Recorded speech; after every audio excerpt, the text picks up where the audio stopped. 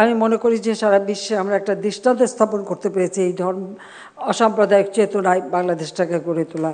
এখানে অনেকেই আবার চেষ্টা করে বাংলাদেশে ভিন্ন পথে নিতে, কিন্তু সেটা নিতে পারবে না। আমাদের মন মানসিকতা, বাংলাদেশের মানুষ খুব উদার এবং সকলে একসাথে চলতেই আমরা পছন্দ করি। তো সেভাবেই আমরা চলবো।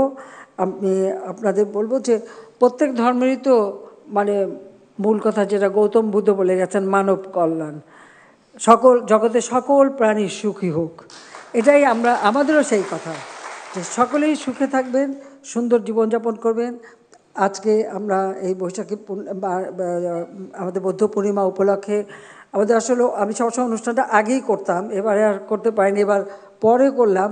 তবে আমাদের বড়ুয়া যে পূর্ণিমা সম্পর্কে আবার বিশেষ করে 25 তারিখের বিশেষ করে ব্যাখ্যা দিল, আমার মনে হয় খুব চমৎকার ব্যাখ্যা সে দিয়েছে। কাজে একটা ভালো দিনে আমরা গৌতম বুদ্ধের প্রতি শ্রদ্ধা নিবেদন করতে পারতাম, কারণ গৌতম বুদ্ধের এই শিক্ষাটা এটা মানব কল্যাণের জন্য, মানব জাতির জন্য।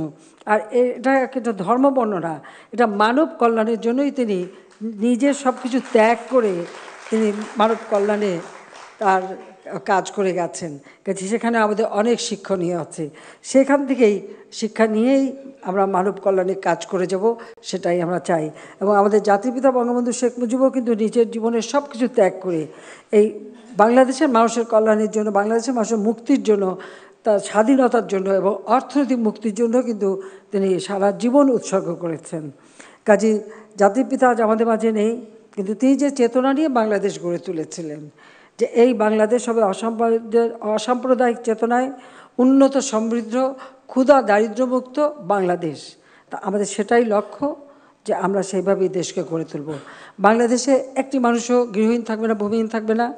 ইতিমধ্যে দারিদ্র্যের হার যা ছিল প্রায় 41% হচ্ছে বিএনপির আমলে, 41 পয়েন্ট সামথিং, এখন সেটা আমরা 18.7 নামিয়ে আনতে পেরেছি। হতদরিদ্র 2006 সাল ধরলে হতদরিদ্র ছিল 25.1, আজকে তা 5.6 আমরা নামাতে পেরেছি। আমাদের লক্ষ্য হচ্ছে বাংলাদেশে কেউ হতদরিদ্র থাকবে না এবং কোনো মানুষ গৃহহীন থাকবে না, ভূমিহীন থাকবে না।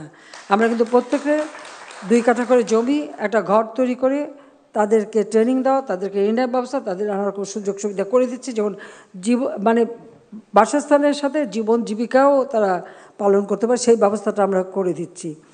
কাজে যাই করি এটা হচ্ছে এই দেশের মানুষের জন্য। আমি 81 সালে সারা বাংলাদেশ যখন ঘুরেছি তখন মানুষের যে অবস্থা দেখেছি, পরনে ছিন্ন কাপড়, বিদেশ থেকে পুরনো কাপড় এনে পরায়, হাড্ডিসার মানুষ, একবেলা খাবার জোটে না, কঙ্কালের মতো অবস্থা।